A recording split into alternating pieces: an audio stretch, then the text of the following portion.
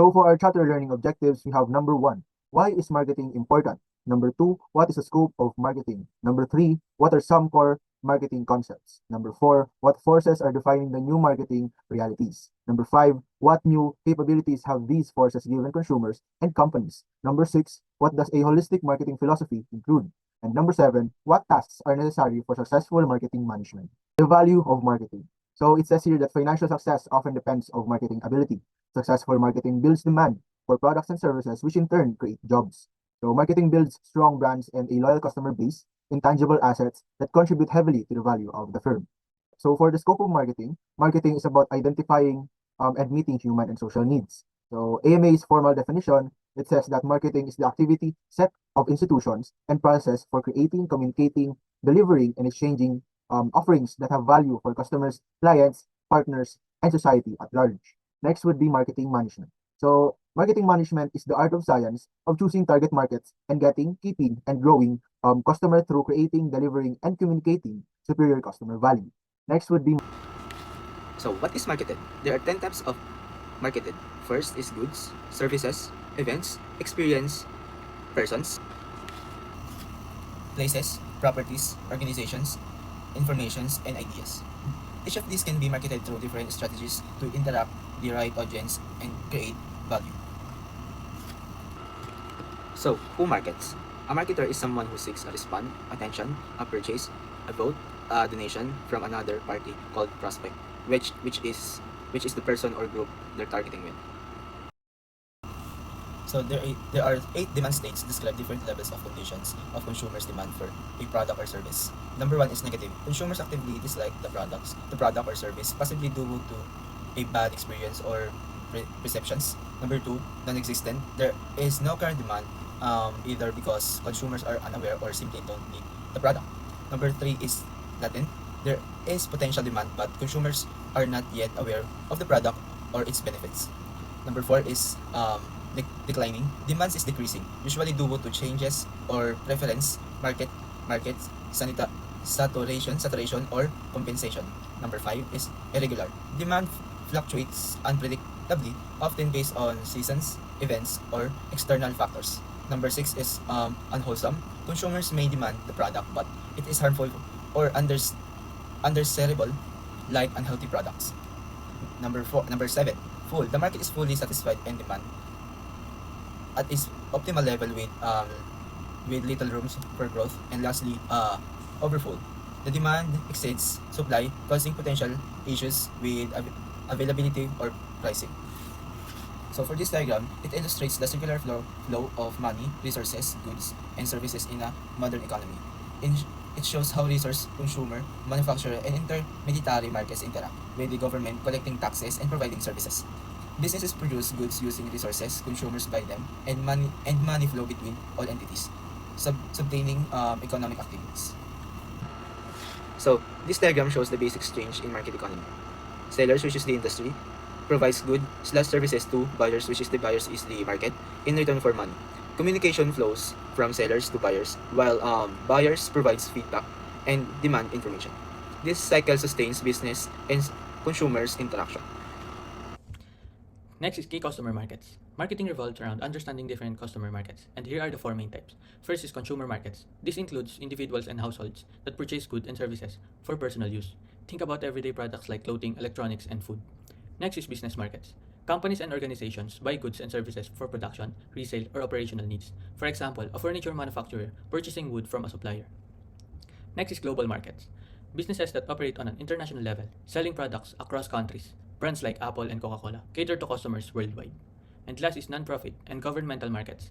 This includes organizations like charities, schools, hospitals, and government institutions that require marketing strategies for public service initiatives. Each market has unique needs and behavior, which is why marketing strategies must be tailored accordingly. Next is the core marketing concept. First is the needs. These are basic human necessities such as air, food, water, clothing, and shelter. Next is wants. These are basic desires that can satisfy a need. For example, while food is a need, a burger from your favorite restaurant is one. And last is demands. These are wants that consumers can actually afford. People may want a luxury car, but only those with the financial capability can demand it. And businesses analyze this concept to create products and services that meet customers' expectations. Going to the different types of needs that influence consumer behavior we have. First is stated needs, what the consumer explicitly says they want. Second is the real needs, the underlying practical need. Third is unstated needs, expectation the customer doesn't mention but assumes will be met. Fourth is delight needs, additional features that exceed customers' expectations. And last is secret needs, unspoken desires that influence purchasing decisions. And marketers who understand these needs can design better products and create more effective marketing strategies. So next is core marketing concept. First is target market. A target market is a group of customers a business focuses on. Companies analyze who will buy their products and create strategies to attract them. Second is positioning. Positioning is how a brand wants to be seen by customers. For example, a luxury brand positions itself as premium, while a budget brand focuses on affordability. So the third one is segmentation. Segmentation means dividing the market into smaller groups based on factors like age, income, or lifestyle. This helps businesses create products and marketing strategies that meet specific customer needs. So next is value proposition. A value proposition is a set of benefits a business provides to satisfy customer needs. It explains why a customer should choose a particular product or service. Next is the offerings. Offerings includes products, services, information, and experiences that a business provides. For example, a smartphone company offers not just the phone but also customer service, apps, and warranties. And last is the brands. A brand is a product or service that comes from a known and trusted source. Strong brands can help customers recognize and trust business. So basically, marketing management helps businesses grow by understanding customer service and making smart decisions. By focusing on target markets, positioning, segmentation, value proposition, offerings, and brands can improve companies a better products and improve their sales. What is marketing channels? Marketing channels is a set of interconnected entities through which a product or service passes from the producer to the end consumer. The main objective of marketing channel is to ensure that the product or service is available to the customer at the right time and in the right place. Marketing channels help businesses to reach their objectives and their target market.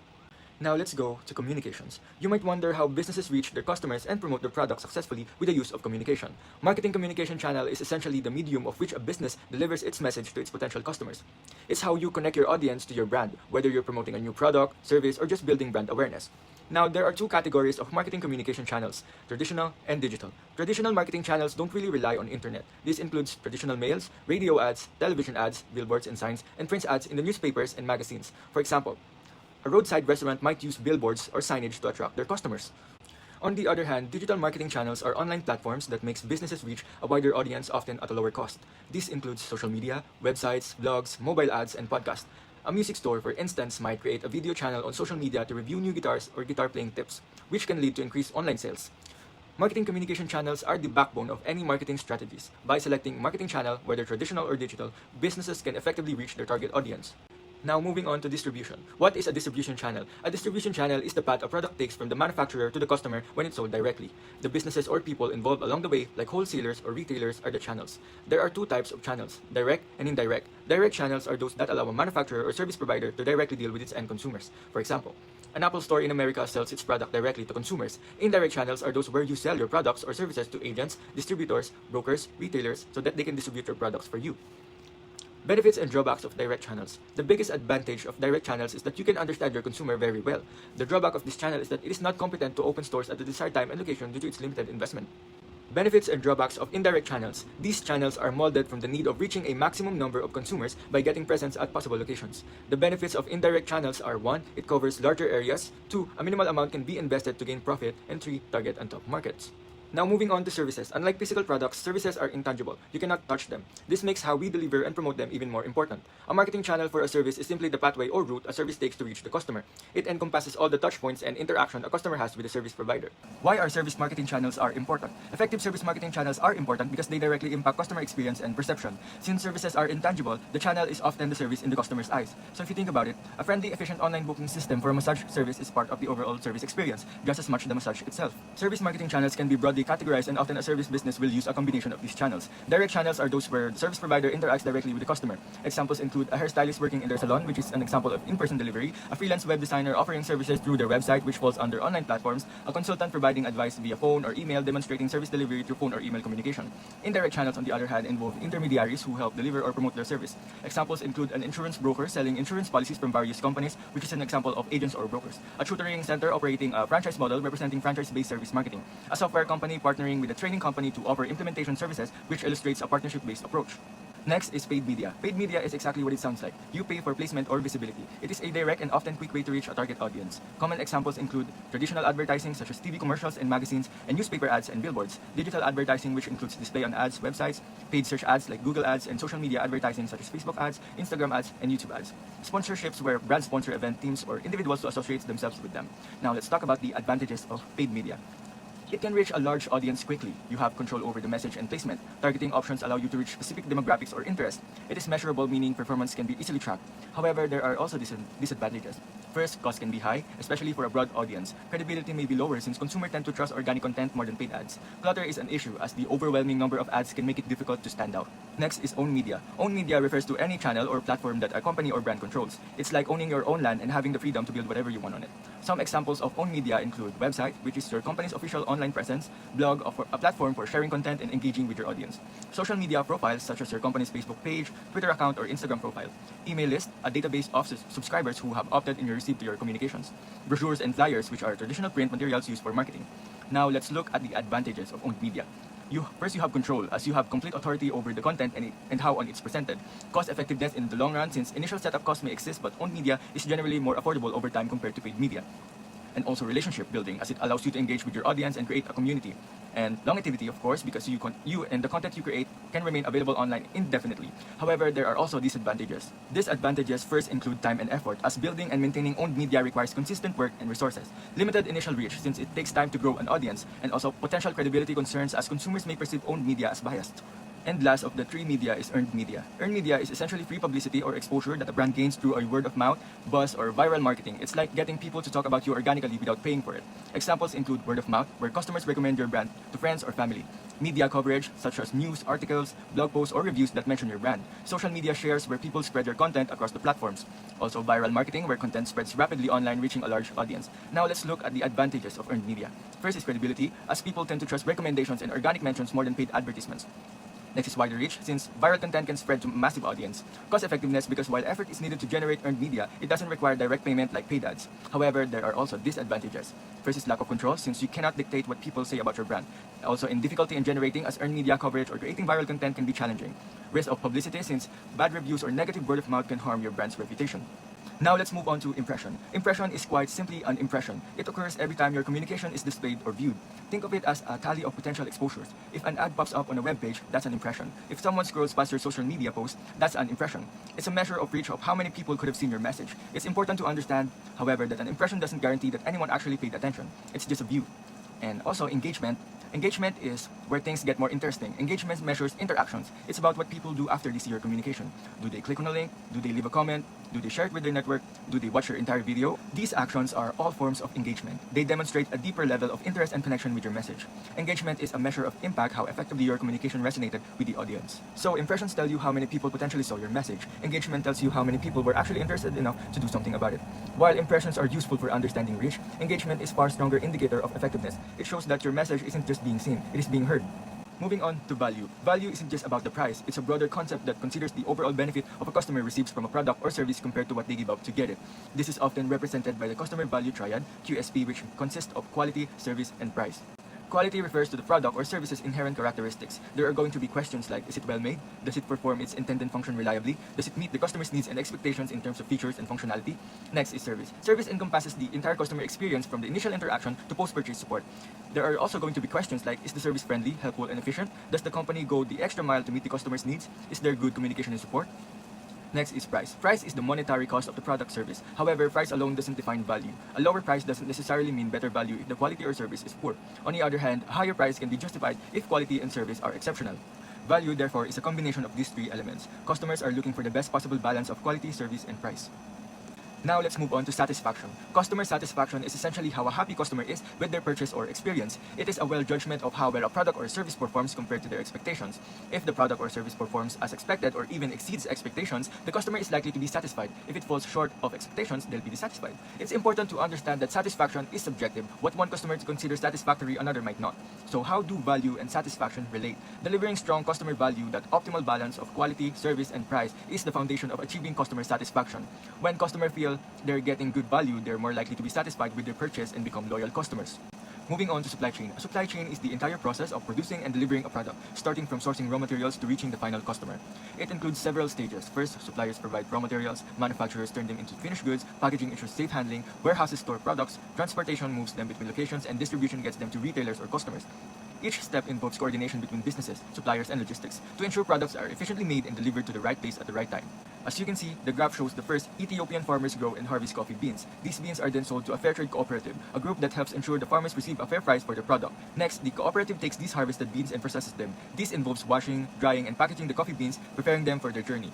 After packaging, an alternative trading organization transports the beans to developed countries, often referred to as the West. Finally, the coffee is sold, either directly to companies or through retail channels, making its way to the final buyers, the consumers like you and me. This entire process, from the farmer to consumer, represents the coffee supply chain. Moving on to competition. Competition isn't just about the company next door. It's a broader concept encompassing all the options a customer might consider. We define competition as all the actual and potential viable offerings or substitutes a buyer might consider.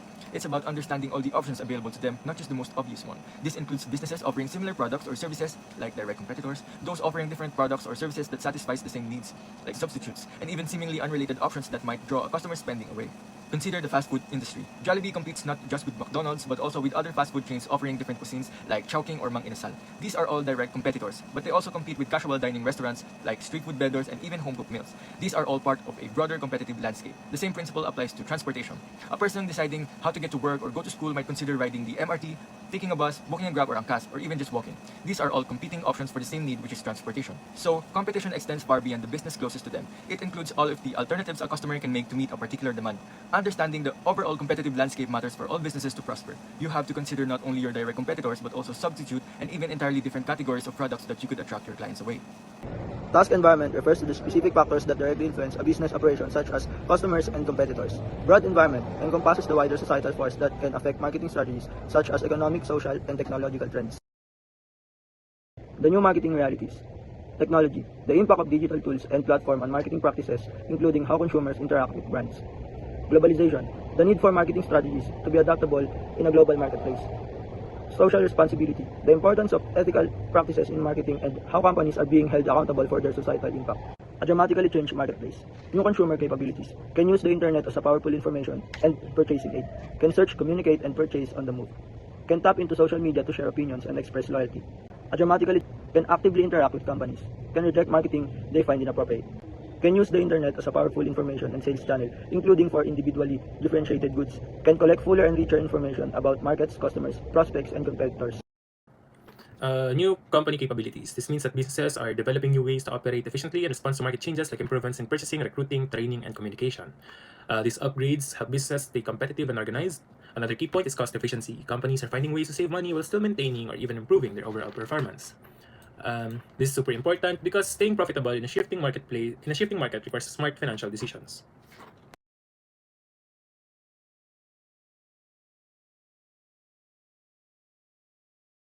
Okay. Marketing practice and what it really means. Marketing balance. This is about finding the right mix between creativity, strategy, and results. It's not just about making things look good. It's about making sure marketing efforts actually work.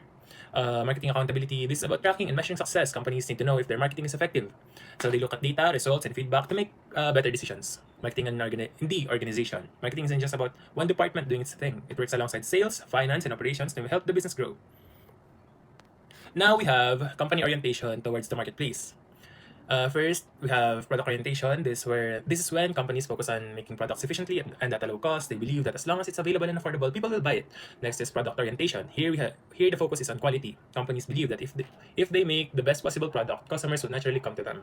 Then there's selling orientation. This is about aggressive sales tactics. The idea is that customers won't buy unless they're persuaded. So businesses push hard with promotions and advertising. Finally, we have marketing orientation. This is the modern approach where companies focus on what the customers actually want and need, then create products and strategies to match.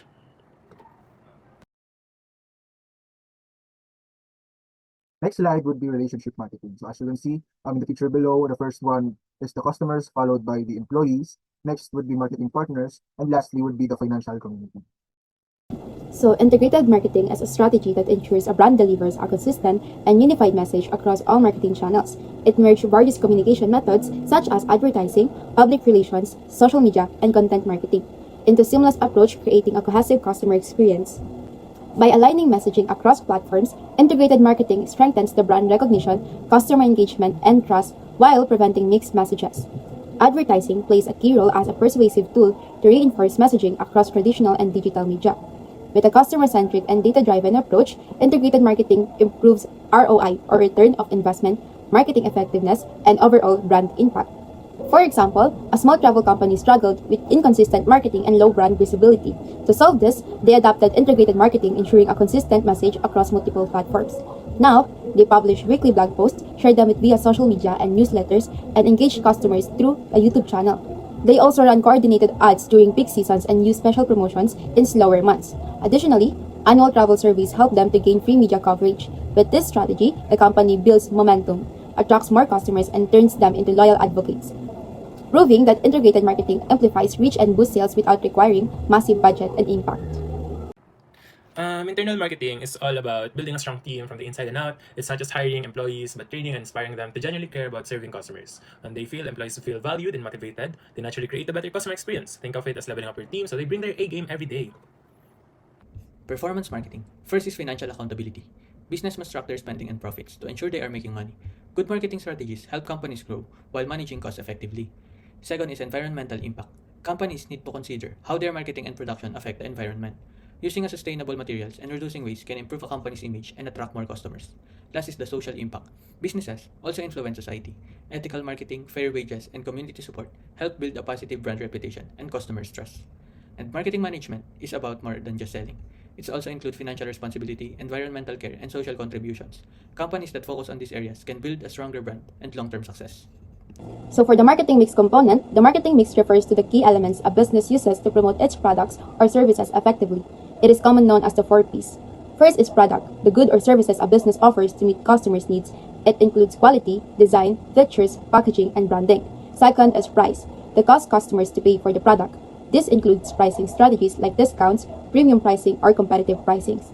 Third is place, where and how the product is distributed and made available to customers, whether in physical stores, online, or third-party retailers. Fourth is promotion, the communication strategy used to market the product, such as advertising, social media, sales promotion, public relations, and personal selling. The marketing mix originally had 4 Ps: product, place, price, and promotion, introduced by E. Jerome McCarthy, who considered this key to factors in marketing any product. However, as business evolved, the extended marketing mix was introduced, adding people, process, and physical evidence, making it the 7 Ps. The 7 Ps are the updated version of the marketing mix, especially useful for service-based industries. While the 4 Ps focus on selling products, the 7 Ps help improve customers' experience in services like hospitality, healthcare, and education. Modern marketing management, the 4 Ps of marketing management. Modern marketing management goes by the traditional 4 Ps: product, price, place, promotion, and focuses on people, processes, programs, and performance to create more strategic and customer-centric approach. People refers to everyone involved in marketing, from employees to customers. A successful business prioritizes customers' needs and ensures employees are well-trained to deliver great experiences. Processes, the system and workflows that helps businesses to operate efficiently from product development to customer service. A smooth process ensures better customer satisfaction and business growth. Programs, the combination of all marketing activities including advertising, social media campaigns, brand strategies, and promotions. Program integrate different marketing efforts to create unified approach. Performance. Performance measures how well marketing efforts achieve business goals. This includes tracking sales, customer engagement, brand awareness, and return of investment. Performance analysis helps business improve and refine strategies. So why modern marketing management important? The 4 Ps of marketing management help businesses stay competitive in today's fast-changing market by focusing on people-driven, data-backed, and technology-supported strategies. This modern approach ensures businesses remain relevant, efficient, and customers-focused. Marketing tasks in modern marketing management. Marketing involves several key tasks that helps businesses grow, attract customers, and build strong brands. Here are the essential marketing tasks. One is developing strategies and plans. Businesses need a clear strategy to reach their target market. This involves setting goals, identifying customers' needs, analyzing competitors, and planning how to position the brand effectively. Number 2 is capturing marketing insight. Understanding market trends, customer behavior, and competition is crucial. Business collect data through research, surveys, and analytics to make informed decisions and improve their marketing efforts. Number 3 is connecting with customers. Building relationship with customers is a key to long-term success. This includes personalized marketing, excellent customer service, and engaging through social media, email, and other communication channels. Number 4 is building strong brands. A strong brand creates trust and loyalty. Companies achieve this by maintaining a clear brand identity, delivering consistent messaging, and ensuring quality products and services. 5 is creating value, designing products or services that meet customers' needs and provide unique benefits. Marketing tasks in modern marketing management. Marketing involves several key tasks that helps businesses grow, attract customers, and build strong brands. Here are the essential marketing tasks. 1 is developing strategies and plans. Businesses need a clear strategy to reach their target market. This involves setting goals, identifying customers' needs, analyzing competitors, and planning how to position the brand effectively. Number 2 is capturing marketing insight. Understanding market trends, customer behavior, and competition is crucial. Business collect data through research, surveys, and analytics to make informed decisions and improve their marketing efforts. Number 3 is connecting with customers. Building relationship with customers is a key to long-term success. This includes personalized marketing, excellent customer service, and engaging through social media, email, and other communication channels. Number 4 is building strong brands. A strong brand creates trust and loyalty. Companies achieve this by maintaining a clear brand identity, delivering consistent messaging, and ensuring quality products and services. 5 is creating value, designing products or services that meet customers' needs and provide unique benefits.